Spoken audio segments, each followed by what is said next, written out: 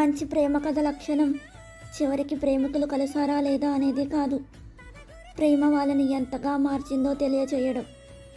ఇద్దరూ చివరికి కలిస్తేనే ప్రేమ గెలిచినట్టు కాదు, ఒకరి నుంచి ఒకరు స్ఫూర్తి పొందడం, ఒకరి వల్ల ఒకరు మంచిగా మారడం, అందమైన జ్ఞాపకాలు మిగిలించుకోవడం, కలిసినా కలవకపోయినా అనుభవాలతో ముందుకు సాగిపోవడం.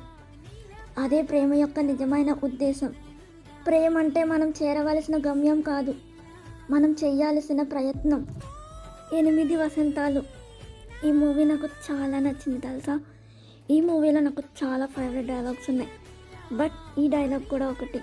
మనం ప్రేమించిన వ్యక్తి మనకి సొంతమైనా కాకపోయినా ఆ ప్రేమ అలాగే ఉండాలి, ఉంటుంది కూడా.